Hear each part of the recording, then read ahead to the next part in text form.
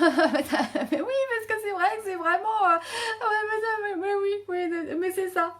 Et... ah, mais non, oui, oui, c'est... oh là là là là, oh. La haute société de Pétersbourg est restreinte. Chacun s'y connaît plus ou moins et s'y fait des visites. Mais elle a des subdivisions. Anna Arkadievna Karénine comptait des relations d'amitié dans 3 cercles différents. Là, là, faisant tous 3 parties du grand monde. L'un était le cercle officiel auquel appartenait son mari, composé de ses collègues et de ses subordonnés, liés ou divisés entre eux par les relations sociales les plus variées et souvent les plus capricieuses. Oh oui, ah là là là là là, oui, là là là là là là là là là. Oh, oh oui, oui, oui. Oh oui, là, là, là, là. Oh là là là là là là. Ah là là là là là là. Oh là là là là là là. Anna avait peine à comprendre le sentiment de respect presque religieux qu'elle éprouva au début pour tous ces personnages. Actuellement, elle les connaissait comme on se connaît dans une ville de province, avec leurs faiblesses et leurs manies. Elle savait où le bas les blessait, quelles étaient leurs relations entre eux, et avec le centre commun à qui chacun d'eux se rattachait. Mais cette coterie officielle, à laquelle la liaient les intérêts de son mari, ne lui plut jamais, et elle fit de son mieux pour l'éviter, en dépit des insinuations de la comtesse Lydie. Le second cercle auquel tenait Anna était celui qui avait contribué à la carrière d'Alexis Alexandrovitch. La comtesse Lydie Ivanovna en était le pivot.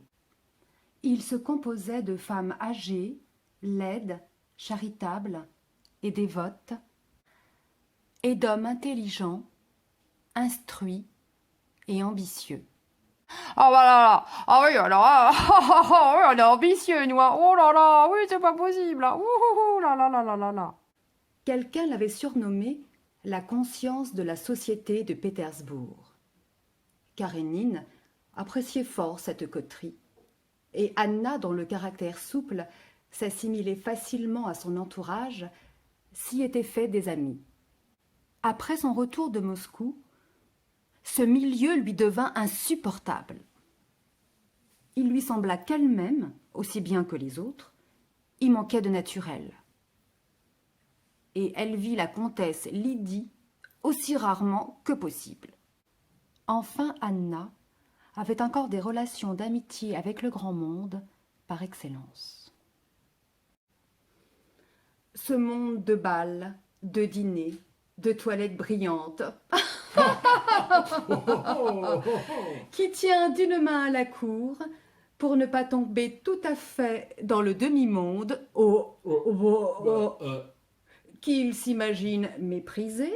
Oh bah non, Quand même. mais dont le goût se rapproche des siens au point d'être identique. Oh bah, oh. Le lien qui rattachait Anna à cette société était la princesse Betsy Tverskoy, femme d'un de ses cousins, riche de 120 000 roubles de revenus, et qui s'était éprise d'Anna dès que celle-ci avait paru à Pétersbourg. Elle l'attirait beaucoup, et la plaisantait sur la société qu'elle voyait chez la comtesse Lydie. « Quand je serai vieille et laide, je ferai de même, » disait Betsy. « Mais une jeune et jolie femme comme vous n'a pas encore sa place dans cet asile de vieillards, enfin. » Anna avait commencé par éviter autant que possible la société de la princesse Tverskoy, la façon de vivre dans ces hautes sphères exigeant des dépenses au-delà de ses moyens. Mais tout changea après son retour de Moscou.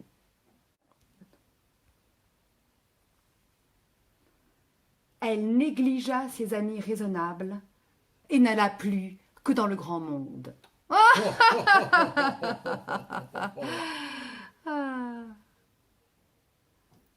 C'est là qu'elle éprouva la joie troublante de rencontrer Vronsky.